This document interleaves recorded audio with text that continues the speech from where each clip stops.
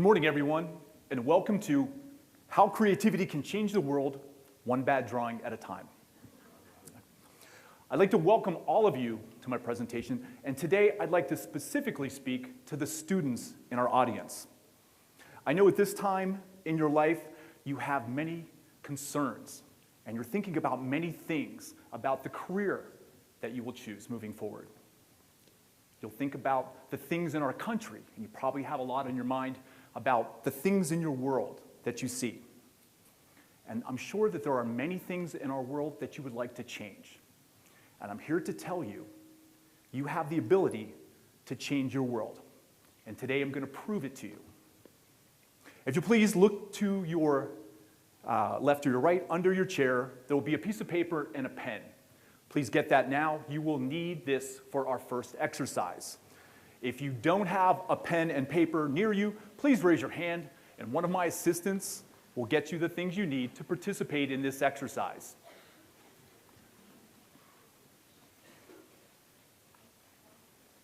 Now, I'd like you each to look to your left, look to your right, and look for somebody that you don't know.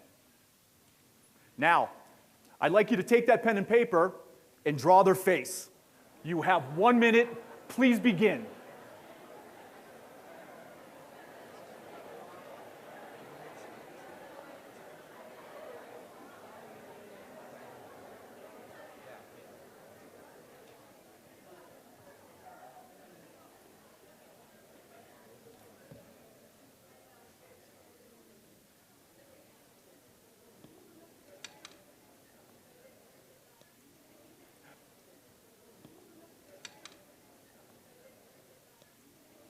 You have 30 seconds left.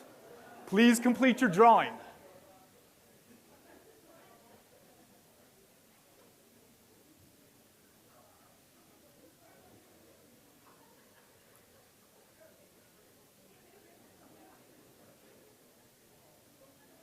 Ten, 9, 8, 7, 6, 5, 4, 3, 2, 1. Pencils down, please stop. Show your work to your partner.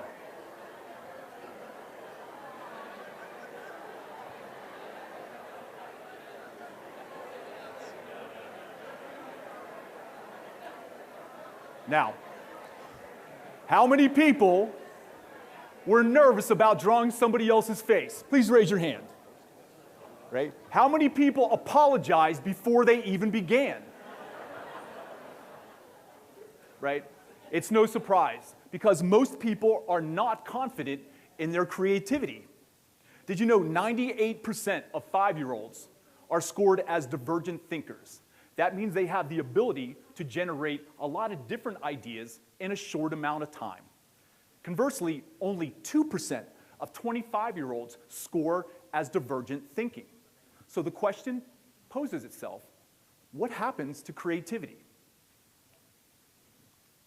Remember back when you were 5 years old? Remember 5? Quite a simpler time. Remember the things that you used to draw when you were 5? You have that in your mind? You now have 1 minute to draw something that you used to draw when you were 5 years old. Please begin.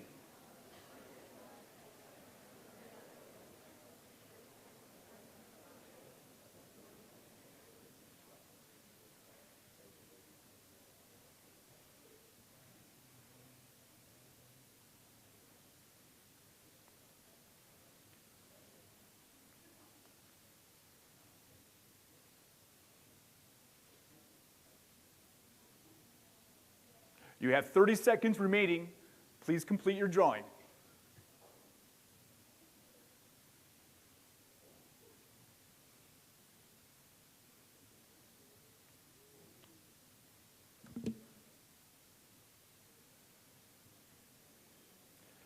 Ten, 9, 8, 7, 6, 5, 4, 3, 2, 1. Pencils down. Please stop drawing, share your work with your neighbor, and try and guess what it is.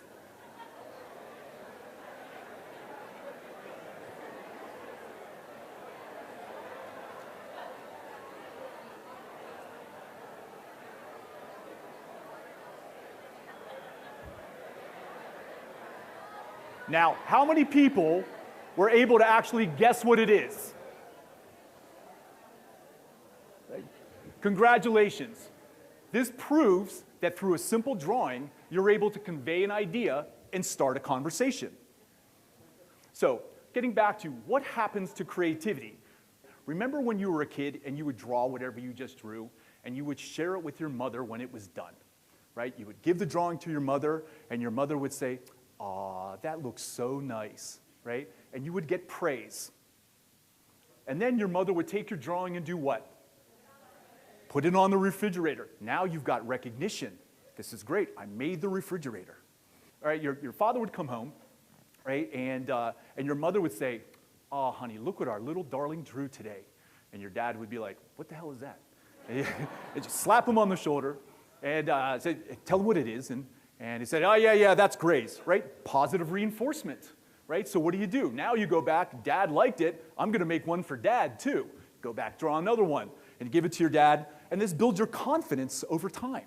It was great to be a 5-year-old kid in the drawing business, right? But then what happens? Right? Then you go to school with other confident kids who had a lot of confidence because they did well on their refrigerators at their house as well, right? But things start to change a little bit after that, right? Now all of a sudden in kindergarten, you have to draw on the paper. Now there's directions that you have to follow, right? So you learn to draw on the paper. In first grade now, there's criteria. You have to stay inside the lines. It gets a little trickier, right? And then in second grade, it gets harder because now there's evaluation, right? And you're making bloody red ponies. And your teacher's a little iffy about why you're making bloody red ponies. Now, after that, your friends start talking about who's able to draw what. And some people don't give positive feedback like you got at home. Sometimes you get some negative feedback, right? And then all of a sudden, there's peer pressure because now there's grades and there's scoring. And it's getting a lot harder and harder. And now there's consequences with your creativity. And all of a sudden, it's not as fun to be in the pony business as it used to be. Sad pony. So why is divergent thinking so important anyway? Well, there's a lot of good reasons. First, divergent thinking improves language proficiency and performance. Another is that it increases your entrepreneurial potential, something that's very big here at SDSU. Also, divergent thinking contributes to positive mood swings compared to convergent thinking, focusing on a single solution, which is shown to generate negative mood swings. So divergent thinking makes you feel better. Now, creativity is like a muscle, right? You can regain this creativity that you had more of when you were 5 years old and that you lost over time by going through a series of exercises. Just like you would work out at the gym, you can work out on your own creativity. I'm going to give you some examples. First is expose yourself to new people, new things, new places, new ideas. New helps you learn, it helps you grow. It will help you generate new ideas when you need them. Carry a sketchbook. Right? You see different things, sketch an idea of it. Write your notes down. This becomes a visual journal for you over time. And it's a place where when you need a great idea, you can go back and see these great ideas that you've had in the past. Use that phone and that tablet that you carry with you everywhere to create a visual library. Take pictures and videos of the things that impress you, the things that make you think, the things that you want to remember for when you need a great idea. Sketch in class. Even when it's not required, sketch, sketch, sketch. And anything that helps you work through the ideas that you're trying to generate in your mind. Now, you can sketch while you're at work. You can sketch while you're at play. Right? Because each of these bad drawings that you can generate can have a much bigger impact than perhaps you can even realize at the time. So now I'd like to give you some examples of some very big things that started with one little sketch. So I'm going to show you a sketch, and you can try and guess what it is. So, who remembers what this is?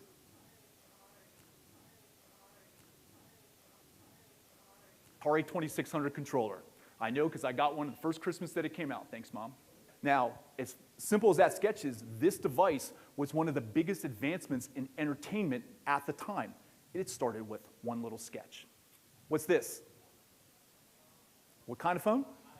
An iPhone, right? Again, these are the original sketches from the first concept of an iPhone, which became one of the biggest advancements in computing and communications that we've ever seen.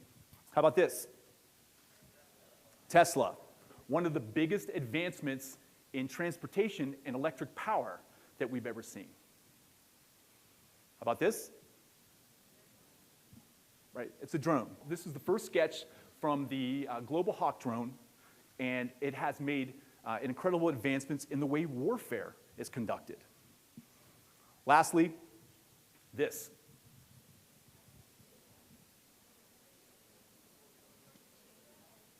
Sorry?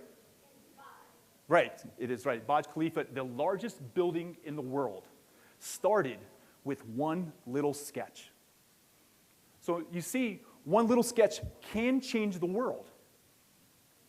Now, for our next exercise, I want you to put on your thinking cap, and I want you to think about one thing that could change your world. One thing that could make an impact in your world. I want you to think about the challenges that you have. I want you to think about the people that are involved in this challenge. And I want you to sketch an idea of how you could solve that challenge. You have 1 minute. Please begin.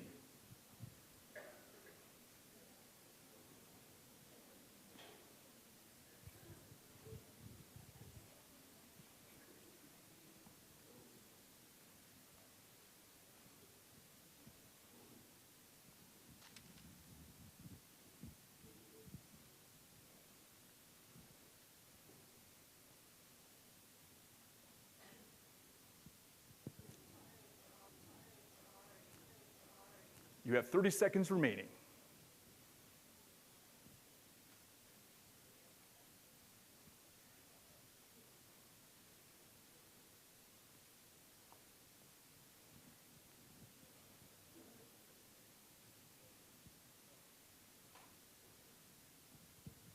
Ten, 9, 8, 7, 6, 5, 4, 3, 2, 1. Pencils down. Please stop drawing and share your idea with somebody next to you.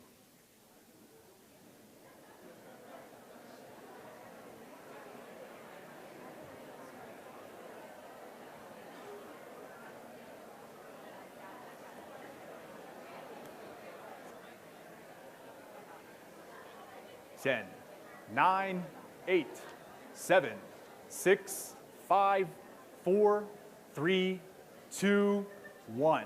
Please stop sharing your idea and realize you are more creative than you know, as we've demonstrated here today. Realize that you can change your world with your creativity. You have the ability. I challenge each of you to take control of your lives. Sketch your ideas, talk with other people about these ideas, and collaborate with them to do something about it, to make the change you want to see in your world. When can you do this? Count down with me. 10, 9, 8, 7, 6, 5, 4, 3, 2, 1. Please begin. Thank you.